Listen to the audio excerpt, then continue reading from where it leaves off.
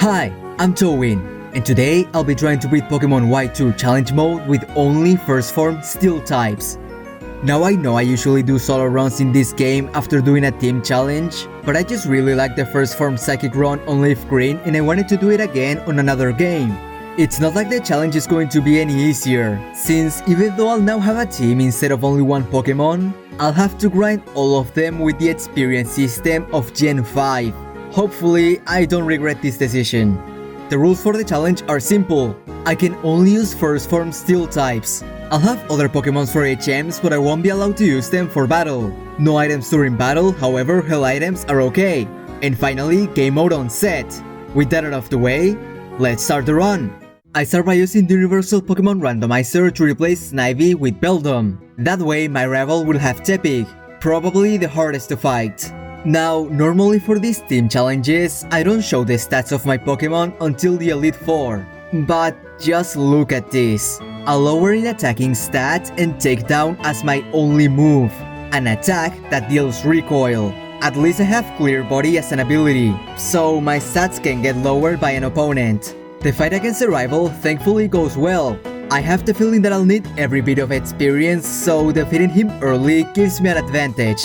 Okay, so while traveling, if you know about Pokemon White 2 Pokemon distribution, you might be asking to yourself, why Beldum as your starter if it's available after the 8th gym? And it's mainly because of two reasons. One is because you can't actually get Beldum until the post-game. Only Metang and Metagross can be obtained in the wild, so you have to breed to get one. A feature that's only unlocked after you beat the game. And second is because it's the only way that I'll use Beldum throughout this playthrough. Like, do you really think I'll use Beldum for the Elite Four? At best, I'll use it as a safe switch into something better. Like, I love the whole Beldum line, but god does it suck. Now I tried the gym after fighting every trainer that I can fight, but it's just not happening. I'm the same level as his first Pokemon, and even though he's normal type, most of Terran's Pokemon have access to the move Bite, which is neutral against Beldum. That means that I have to grind these low leveling Pokemon against wild encounters with Takedown. After a long grind, I come back at level 17 to try again, and this time it goes way better. Patrat only used Work Up, so I got to Lillipup with decent HP. I missed the first takedown and he also set up a Work Up. The second one gets him just above half HP and he raises his attack again. He used Pythonet's turn to activate my berry and I got lucky with a crit, making him faint. Last was Pidove, however he only hit a weak quick attack before also falling. If I didn't get that crit, I probably would have lost because of the recoil damage from takedown. Thankfully, I don't have to keep grinding on low level Pokemon. With the first gym out of the way, I go straight to the Virbank Complex. That's because I can get a new Pokemon, Magnemite. Finally, I can stop using only takedown. He's on a lower level, so I backtrack to battle every trainer left so that he can be on the same level as Beldum before challenging Roxy. And after grinding and giving them both Oran Berries, I give it a try. First I sent Magnemite against Koffing and it only took 3 Thunder Shocks to defeat her. For Grimer, I paralyze her with Thunder Wave to try and get some free turns, since she's pretty bulky. She gets me to 13 HP with Mud Slap before my berry, so I decide to switch to Beldum while she gets fully paralyzed. I then try to do as much damage as possible, taking advantage of the fact that my ability prevents Beldum's accuracy from being lowered. However, I have to be careful of Disable, because that will make me have to use Struggle. In the end, I ended up defeating her, so last is the Ace Whirlipede. I go back to Magnemite while she uses Protect, so next turn while she starts a rollout, I paralyze her with Thunder Wave, and with only 3 Sonic Booms, I can get my second badge.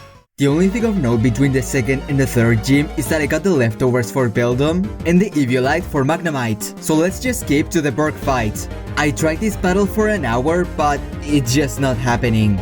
For some reason, every time I reach Karrablast, I get flinched by Headbutt at least 4 times. And it's not like I can just paralyze him to prevent that, because thanks to his ability Shed Skin, after a couple of turns he can get rid of any status ailment. I got to Levania a couple of times, but both of my Pokemon were one-shots at that point. I come back at level 26 and it goes as follows. I start by sending Magnemite against Dwebble, and while he hits a weak Feint attack, I go for Thunder Wave. After that, he just starts wasting turns on Rock Polish, thinking that it'll make him faster than me. It won't, but it gives me the chance to KO him after a couple of Thunder Shocks. Second is Karrablast, and this one was weird. First, he didn't flinch me for once at the start and I paralyzed him. However, Shed Skin activates immediately, so he's back to normal. Next turn, I don't get flinch again, and this time the paralysis sticks. So with 2 attacks, he goes down. Third is the Ace Leavanny, and as usual, while he hits a weak move, I paralyze him. Next turn, however, he puts me to sleep. He doesn't do that much to me, so after waking up in a couple of mirror shots, he faints. Last is Shelmet, but he was a 2-shot. Next fight is against Colress, and this one took ages. Not because it was difficult or anything, far from it, but because we both start by paralyzing each other's Magnemites, and neither of us has any attacking moves that's at least neutral. The best I have for damage is Mirror Shot, and it only has 85 accuracy, so I miss a lot of turns either because of that or because of the paralysis. I end up easily KOing the Magnemite, mostly because of a crit. However, that wasn't the real problem, because afterwards is Klink, and this one took 5 minutes. He kept using charge to raise his special defense, so at one point my special attacks were doing less than my physical attacks. Even worse, but kinda funny, was a moment where I got paralyzed 5 consecutive times. I won without issues, but that fight took so long. While I battle the trainers inside the gym, let's look at Elisa's team. She's the electric type gym leader, so that already puts me at a disadvantage with all of her Pokemon resisting both electric and steel type moves. On the defensive side, I resist almost all of her moves, with the exception of Flame Charge on Zebstrika. But the biggest issue is going to be levels. I'm level 30 and I'm struggling against the trainers before Elisa. Beldum is basically useless, so I don't see the point of grinding him. I'll give it a try without training just to see how I do, but I think for time's sake, it's better to just train Magnemite. I give it a try like I said, and yeah, I'm guessing that I'm going to be stuck here for a while. Also, Beldum did basically nothing since he doesn't resist electric, so I'll just train Magnemite. Second try with Magnemite at level 36 and I do much better, mostly because I got Flash Cannon, but it's still far from being a victory. Zebstrika is now a KO, but I need to sacrifice most of my HP for it, and she still has 3 other Pokemon in the bag with Staff Bolt Switch. I'll put the experience share on Beldum this time while grinding to try and get him to soften up Pokemon for Magnemite. Third try with Magnemite at level 40 and Beldum at level 33. Emolga does a bit of damage with Pursuit, while I land 3 Flash Cannons to activate her berry and get her to yellow HP. She then uses Volt Switch to go into Zebstrika, and for some reason she completely forgot she had Flame Charge. During the entire fight, she never used it, so I land 3 Flash Cannons again to get her into healing range. While she heals, I go into Beldum to save some power points and to soften up some of Elisa's Pokemon. It didn't work out that well, as I got hit by Volt Switch twice while leaving Joltik close to half and doing a bit of damage to Zebstrika before going down. I sent Magnemite once again and it only took a few more hits to defeat Zebstrika. Next is Fluffy, and Flash Cannon does half while she paralyzes me. She annoyingly goes for Confuse Ray the next turn, but I still hit. So third is Joltik, who hit a weak energy ball before also fainting. Last is Emolga, and I ran out of Flash Cannon and power points. She hits Pursuit for a bit of damage, and even though I was paralyzed and confused, I managed to hit a Thunder Shock for the win. That whole fight was a stroke of good luck. If Zebstrika remembered that it had a super effective move, or if I got unlucky with either paralysis or confusion, I would have lost for sure. Before going on to the next city, I need to do the Heartbreaker Charles triple battle. Since I'm short one Pokemon, I got an Azurill with Splash to fill in. I thought that the fight was going to be challenging, but with Magnemite so overleveled, he honestly could have soloed the entire battle. Now that I'm in Drifbell City, there's a lot of stuff that needs to be done. First, I get both the Expert Belt for more damage and the Shell Bell for recovery. Second, I got 2 new team members, Ferroseed and Klink. Third, I went to the move tutor to teach Magnemite Signal Beam, Beldum Iron Head, and Ferroseed both Iron Head and Seed Bomb. And lastly, I rearranged the items. Magnemite is still holding the Eviolite, but now Beldum is holding the Shell Bell, Ferroseed is holding the Leftovers, and for now, Klink is holding the Expert Belt, but I might change that for the Metal Coat when I get it. I tried the Glaive fight not really expecting much since I'm weak to ground moves, but to my surprise, I made it all the way to his last Pokemon. Now that Beldum has a move that doesn't miss and that's Stab, he's incredibly useful. He's able to knock out both Krokorok and Onix, but falls to Sandslash. Then Ferocid, who was underleveled, managed to beat him. However, when Excadrill came out, he destroyed my team. I think that if I get both Klink and Ferocid up to where Beldum is in levels, I have a decent chance of winning. I come back after training and try once more. I start again with Beldum against Krokorok and it took only 2 hits to defeat him. Second is Onix and I get really unlucky with Rock Slide flinches, as I only managed to hit 1 Iron Head before going down to Bulldoze. I send Ferocid and he's able to one-shot Onix with Seed Bomb, so third is Sandslash. Since he's pretty bulky, I decide to go for the long game and set up an Ingrain to go alongside the leftovers. Thanks to that, I was in pretty good shape after defeating Sandslash. Last is the Excadrill and Ferocid is great for this fight. His ability Iron Barbs makes all physical hits against him damage the user, and with the recovery, I barely take any damage. It still took a bit of time thanks to Clay's healing items, but in the end, I beat Excadrill without ever going below half HP. Guess Ferocid is going to give Ingrain and the leftovers for the endgame. Next on the list is the PWT, but it was a complete sweep with Magnemite. Not even Colress was an issue this time. Oddly enough, the same happened with Skyla. I was almost the same level as her, and she even got a special defense drop on the first turn of the fight. But even with that, almost all of her Pokemons were one-shots. Easy fight. Next on the list is Lantimas Town, and in here, Beldum can finally have his final moveset. With the Blue Shard move tutor, he can learn Zen Headbutt and Iron Defense. The first one, like Iron Head, is a great move that, even though it has a chance to miss, it's lower than Takedown and it's a stab move. For Iron Defense, I got it just because it's the only other move it can get. Also, if you're looking at the footage, you might be wondering what am I doing going back to Drifbell. Well, that's because I forgot an encounter that I was supposed to get after Clay. See, after getting Surf, I get access to Mistradon Cave, the location where I can find Aeron. I also got him the moveset of Bulldoze, Rock Slide, Iron Head, and Superpower. With this insane coverage, I also gave it the Expert Belt so that it can hit like a truck. That also means that Klink lost it, so I gave it a Magnet to boost electric type moves in the meantime. After adding Aeron to my team, I make my way to the Dragon Gym, but before that, I have the rival fight. Usually, this is an easy fight that I very rarely lose. However, this time he put on a fight. It's not like I lost, but both Ferocid and Klink fainted to Emboar, and if I didn't switch, I might have lost Aeron as well. Guess this goes to show that I'm at the point in the game where everything is going to be fully evolved, meaning that compared to my Pokemon, they are going to have way higher stats.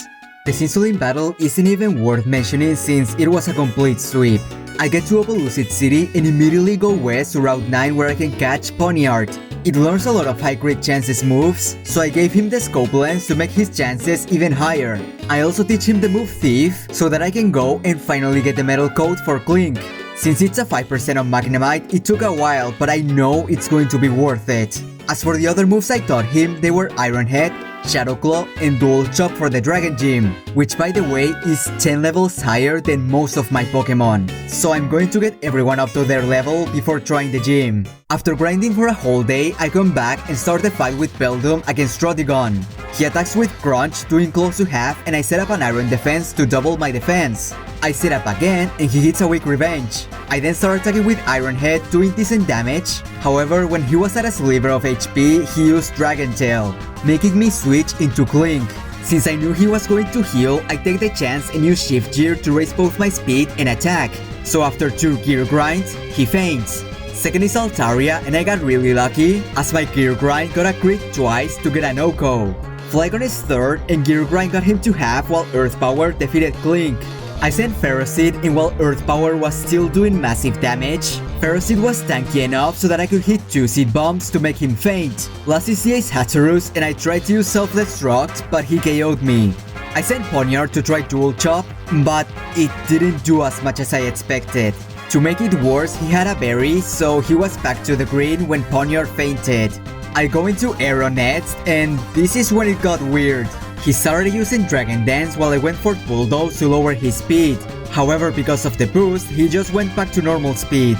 The thing is, he just kept going for Dragon Dance while I went for Bulldoze. When he got to the red, he tried to attack me with Shadow Claw, but it didn't do much even at +3 attack, so it only took one more Bulldoze to defeat Drayden's Hatterus. With the 7th batch acquired, there's a whole Team Plasma attack in which I have to fight Cinsoline, but like with the double battle, it was a complete sweep.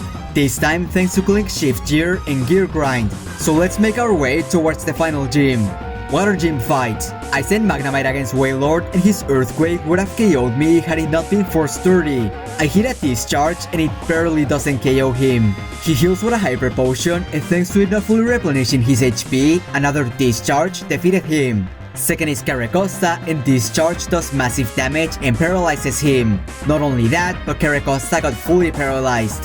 Now, I actually need Magnemite to go down here, so as much as it pains me to do it, I go for Thunder Wave to waste a turn while Magnemite faints.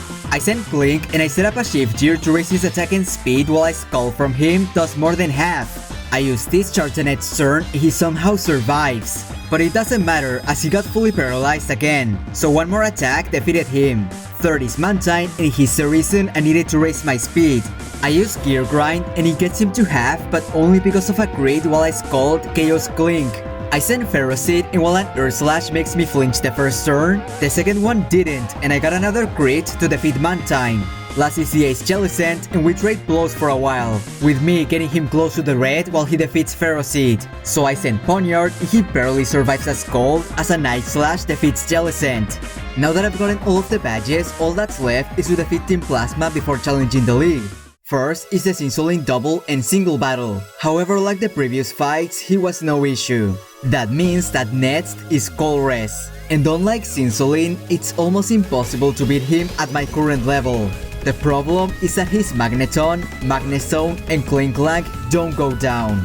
I need to sacrifice 1, 2, or even 3 Pokemon just to KO one of them. The worst is Magneton, who uses Thunder Wave to paralyze me, Volt Switch to do massive damage while switching into a better Pokemon, and has a typing that makes him resist most of my moves. As if that wasn't enough, he also has the Eagle-Eye to give himself a 50% boost to his defenses. I could use Aeron with Bulldoze, and I tried, but Aeron is just way too slow to even hit him. I also tried using Shift Gear on Klink to get him to plus 4 attack going into Magneton, but Gear Grind did nothing to him even with the boost. In fact, I'm pretty sure Discharge did even more damage. Before training though, I look at my TMs to see if there was anything else I could do, and I noticed that I could teach Dig to Poniard and Rock Smash to both Ferocid and Klink. So yes, I'm actually going to use Rock Smash in a serious manner for an important fight. I also gave Rest to Ferocid to make him extra annoying. I try again and start with Beldum against Magneton. He uses Volt Switch to go into Magnezone and I attack with Zen Headbutt for a bit of damage. But because of Magneton's attack, Beldum's health is too low, so he faints the next turn. I send Ferocid and while he paralyzes me with Thunder Wave, I use Ingrain for more passive healing. And this is when the battle slows down to a crawl. I slowly take down Magnezone with Rock Smash, but since Ferocid attack is kind of low, it didn't do that much. And that's even with the defense drops. I had to use Rest on one turn, but thanks to a crit on the last Rock Smash, he went down. Next is Klinklang, and it's the same strategy. Chip away his HP with Rock Smash while using Rest when necessary. He didn't take that much damage and I almost fainted, but thanks to Ferocid's Iron Barbs, Klinklang was defeated. Metang was 4th and once again I slowly took him down using Rock Smash, Rest, and Iron Barbs. I wish there was more to say, but at this point I have been fighting for 9 minutes. So I don't want to bore you with unnecessary details. 5th is PGM and I had to switch strategies since he uses special moves and resists Rock Smash. So now instead of spamming Rock Smash, I'm spamming Seed Bomb. It was very close, but with 4 Seed Bombs, he was defeated. Last is Magneton and I did as much damage as I could. But with Rock Smash out of power points and having to use Rest constantly, I decided to finally let Ferocid faint. I sent Magnemite and used Thunder Wave to paralyze it because I forgot it was Colress's last Pokemon. I only remembered because just before I used it, he attacked with Volt Switch without going into another Pokemon. So I just started using Discharge, and after a couple of turns, I finally defeated Colress. Now, as nice as it is to have beaten Colress without leveling up, this time I really need to grind. This is Getsy's team. At least 5 of my Pokemon have a weakness to fighting, fire, and ground. Some of them even a 4 times weakness. That means that his team has 4 Pokemon that can hit most, if not all of my team for super effective damage. I'll be lucky if by getting my team to level 60 I'm able to win. Also, the grind is getting really slow. I'm thinking of using rare candies if I have to train more, because even though my upload schedule for these challenges is erratic, I don't want to spend days training a team only to have to train them even more. With the team grinded, I go to challenge Getsis. But before that, it's the battle with Kyurem White, which ended with a single crit Night Slash from Poniard. Okay, now it's the fight against Getsis. I start with Poniard against Cofagrigus and it was an easy KO with 2 Night Slashes, but not before taking a bit of damage from Shadow Ball. Next is Seismitoad and I switch into Ferroseed on an incoming Drain Punch to save Poniard for later. I get hit again, getting brought to a third of HP, and I then OHKO Seismitoad with Seed Bomb. Third is Electros, and he defeated Ferroseed with Flamethrower. So out is Magnemite, who after also taking a Flamethrower, he paralyzes him with Thunder Wave.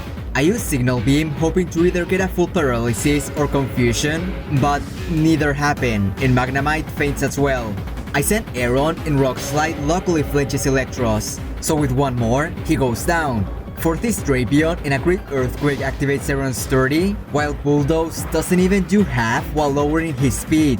I'm still slower, so another attack defeats Aeron. I send Poniard once again, and while Ironhead brings Drapion to the red, an Earthquake does the same for me. He heals back to full, and Ironhead gets him above half. I thought I was going to lose Poniard too, but the next attack was a crit to beat Drapion. Fifth is Toxicroak, and Brick Break obviously makes Poniard faint. I send Beldum, and after getting hit by a Brick Break, I send Headbutt, OHKO'd him. Last is the Ace Hydreigon, and I only managed to hit a single Ironhead to bring him to half before fainting. So last on my team is Klink. Dragon Rush looks like a 3 hit, however my Gear Grind missed, so if he crits, I lose. He doesn't, and thankfully Gear Grind lands, getting me a very close victory once again. Now that that's sorted out, I need to make my way through Victory Road. There's 3 important things on the way. First is Bronzor on the Abundant Shrine. The last first form Steel type I get access to. When I originally planned this challenge, I thought that I was going to use him as a replacement for Beldum. But looking at both stats, movesets, the fact that I would have to grind another Pokemon, and the surprisingly good performance of Beldum, I think I'm going to keep my starter on the team. Second is the TM for Wild Charge, which finally gives Klink a physical electric move, even though it has recoil. And third is the last rival fight, which gave me a really hard time. First is Magnemite versus Unfezant. He confuses me with Swagger, however Magnemite ignores it and OHKOs him with a Discharge. Second is Bouffalant, and I survive an Earthquake thanks to Sturdy, while I paralyze him with Thunder Wave. I decide to switch into Ferroseed to save Magnemite for later, and he gets fully paralyzed. Like with the Colress battle, I decide to go for the long run with Ingrain, and he attacks with Mega Horn. The battle goes on for a long time thanks to Amat's potion, but with the help of Paralysis and Iron Barbs, he goes down. Third is Ember, and I try to switch Ferroseed, forgetting that Ingrain prevents you from doing that, so I'm forced to let him faint. I send Aeron, and while I'm brought to Sturdy with a Brick Break, I manage to lower his speed with Bulldoze and do decent damage. I outspeed now and go for Rock Slide to bring him close to the red, but I don't get the flinch and he KOs me with Scald. Never knew he could learn that move.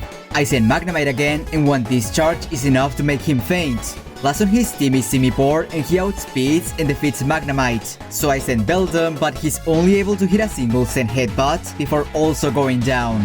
I send Klink, and here I make a gamble. He goes for Surf, doing massive damage, but he manages to survive, and I go for Shift Gear. So the next turn, Klink outspeeds and attacks with Wild Charge to defeat Hugh. And with that, I'm at the league. I'll do one last grind to level 70 before challenging them, since the Hugh fight was way too close. But my final team is Beldum with the Shell Bell equipped and Takedown, Iron Head, Iron Defense and Send Headbutt, Magnemite with the Eviolite equipped and Signal Beam, Thunder Wave, Discharge and Flash Cannon, Ferroseed with the leftovers equipped and Ingrain, Iron Head, Rest and Seed Bomb, Klink with the Metal Coat equipped and Wild Charge, Gear Grind, Shift Gear and Return, Aeron with the Esper Belt equipped and Superpower, Iron Head, Bulldoze, and Rock Slide, and Poniard with the Scope Lens equipped and Night Slash, Iron Head, and Dig. Let's see if I can beat the league. First on the list is fighting trainer Marshall. I send Beldum against Throw and it starts amazingly with a crit Send Headbutt for an OHKO. Second is Conkeldurr and Send Headbutt makes him flinch while getting him to half HP, so another one finish him off. Third is Mienshao and he lands a high jump kick that brought Beldum to a third, while Send Headbutt got her to a sliver. He healed and it looks like it was a range, because the second hit was a KO. Fourth is Lucario and unfortunately an Aura Sphere knocks out Beldum. I sent Aeron and while Aura Sphere brought me to sturdy, Bulldoze did massive damage and lowered Lucario's speed, but it wasn't low enough and he also knocks out Aeron. I sent Poniard and he's able to outspeed and defeat Lucario with a dig. Last on Marshall's team is Sock and he went first and got an OHKO with Brick Break. I send Magnemite and while he does massive damage with another Brick Break, I paralyze him with Thunder Wave. I then use Flash Cannon to bring him to a third and he finishes Magnemite off. I sent Clink thinking that I already won and went for Wild Charge to defeat him. However, it didn't and I got OHKO'd by Brick Break. Thankfully, I still had Ferocid and he could finally defeat Sock, but that was really close. Second is our trainer Grimsley. Usually he will start with his life art flinching my Pokemon with Fake Out, but thanks to Poniard's ability, that doesn't happen and I land an Iron Head to get him to a sliver. He heals and I get him to the red again. He then hits an Aerial Ace for almost no damage and Life Art goes down. Second is Crafty and he outspeeds and KOs Poniard. However, what I didn't remember is that he had Moxie, so for every KOs he gets, he raises his attack. I send Ferocid, but I only get him to half thanks to Iron Barbs and Seed Bomb, so he's now at +2. I send Magnemite, and like other times, I get Brock to sturdy while I paralyze him. I then try to KO him with Discharge, but he lives on a sliver. Luckily, he gets fully paralyzed, so one more attack defeats him. Third is Crocodile, and he immediately defeats Magnemite. I go into Aeron and survive an Earthquake with Sturdy while I barely manage to OHKO him with a Superpower. Fourth is the Ace Bisharp and he obviously outspeeds and defeats Aeron. I use Clink and notice that he only has Night Slash to hit me while I use Shift Gear, which didn't do much. So I decide to go for another one. However, the next Night Slash critted and brought Clink to a third. So I just hit a Wild Charge to KO him. It was a crit, so I don't know if it mattered. Last on Grimsley's team is Absol and I go for a turn this time for a bit more damage.